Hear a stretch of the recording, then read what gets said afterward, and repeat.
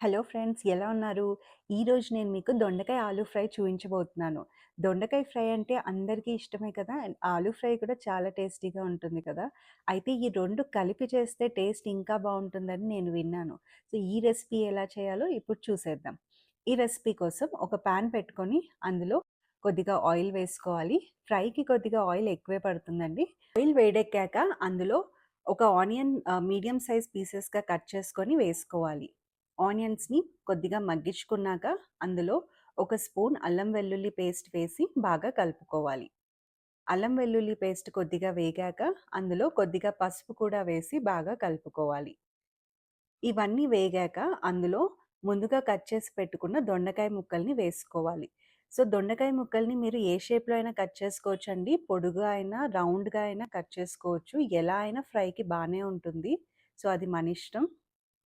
ఇలా దొండకాయ ముక్కల్ని వేశాక కొద్దిగా ఉప్పు వేసి వాటిని బాగా కలుపుకోవాలి. ఈ స్టేజ్‌లో ఉప్పు వేయడం వల్ల దొండకాయలు కొంచెం తొందరగా మగ్గుతాయి. యూజువల్లీ దొండకాయలు మగ్గడానికి మనకు చాలా టైం పడుతుంది కదా! కానీ కొద్దిగా ఉప్పు వేసి మూత పెడితే అవి కొంచెం తొందరగా మగ్గిపోతాయి. సో, ఇలా దొండకాయలని మగ్గించుకోవాలి.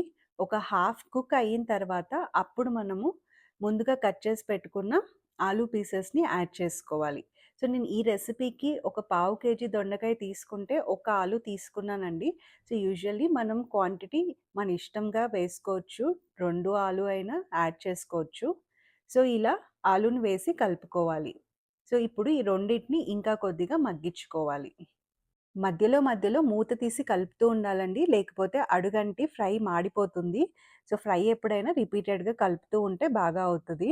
అయితే ఒక చిన్న విషయం అండి. నేను చిన్నప్పుడు విన్నది ఏంటంటే, దొండకాయ వల్ల మనకి మెమరీ తగ్గిపోతుంది. దొండకాయ ఎక్కువగా తినకూడదు అని విన్నాను. అది ఎంతవరకు నిజమో నాకు తెలీదు. కానీ దొండకాయ వల్ల చాలా హెల్త్ బెనిఫిట్స్ ఉన్నాయని తెలుసుకున్నాను. దీంట్లో ఫైబర్ చాలా ఎక్కువుంటుంది. ఆ ఫైబర్ వల్ల మనకి డైజెషన్ అనేది ఇంప్రూవ్ అవుతుంది.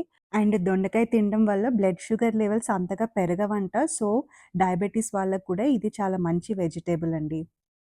మన కర్రీలోకొచ్చేస్తే దొండకాయ, ఆలు కొద్దిగా మగ్గాయండి. సో, అవి కంప్లీట్‌గా ఉడికాయో లేదో చూడ్డానికి గరిటెతో ఇలా ప్రెస్ చేసి చూడాలి. స్మూత్‌గా అయితేనే అప్పుడు మనం నెక్స్ట్ స్టెప్‌కి ప్రొసీడ్ అవ్వాలి.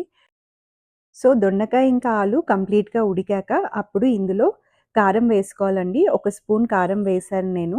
కారంతో పాటు కొంచెం వేరుశనగ పొడి కూడా వేశాను. పల్లి పొడి ఇందులో వేయడం వల్ల టేస్ట్ చాలా బావుంటుంది. సో, పల్లి పొడి మీరు యూజువల్లీ ఫ్రైస్‌లో వేసుకోవచ్చు. దాంతో పాటు ఒక స్పూన్ గరం మసాలా లేదా ధనియాల పొడి వేశానండి. సో, ఇవన్నీ వేశాక ఉప్పు మనం స్టార్టింగ్‌లో వేసుకున్నాం కదా! సరిపోయిందా లేదా ఒక్కసారి టేస్ట్ చూసుకొని ఉప్పు తగ్గితే మళ్ళీ కొద్దిగా ఉప్పు వేసుకోవాలి. సో, ఇవన్నీ వేశాక బాగా కలుపుకోవాలి. ఇంకొక 5, 10 మినిట్స్ వరకు దీన్ని అలానే వేయిస్తూ ఉండాలండి. మధ్యలో కలుపుతూ అలా మనం వేయిస్తూ ఉంటే ఫ్రై చాలా బాగా రెడీ అవుతుంది. సో, అంతే అండి. సో, చాలా ఈజీగా, సింపుల్‌గా మనకి మార్నింగ్ టైంలో ఏ హడావిడి లేకుండా ఈ ఫ్రైని చేసేసుకోవచ్చు. ఇది ఎంత టేస్టీగా ఉంటుందంటే, మనం వేడి వేడి రైస్‌లో ఈ ఫ్రై వేసుకొని, నెయ్యి వేసుకొని తింటే చాలా ఎంజాయ్ చేస్తారండి. అయితే మనము దొండకాయ ఫ్రై చేసుకోవడానికి మెయిన్‌గా ఈ పీసెస్ కట్ చేసుకోవడానికి టైం పడుతుంది కదా! సో, ఆఫీస్‌కి వెళ్ళేవాళ్ళు మార్నింగ్ రెడీ చేసుకోవాలంటే ముందు రోజే మీరు ఈ దొండకాయని చాప్ చేసి పెట్టుకోవాలండి. కట్ చేసి పెట్టుకుంటే మీరు ఏ టైంలో అయినా ఫాస్ట్‌గా ఈ ఫ్రైని చేసేసుకోవచ్చు. సో, ఇంకెందుకు ఆలస్యం మీరు కూడా ట్రై చేస్తారా? ఒకసారి ట్రై చేసి చూడండి. చాలా బావుంటుంది.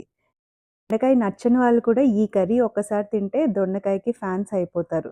సో, ఇలా ట్రై చేసుకొని మీరు కూడా దొండకాయ ఆలు ఫ్రైని ఎంజాయ్ చేసేయండి. మీకు మా రెసిపీస్ నచ్చినట్టయితే please like, share and subscribe to my channel.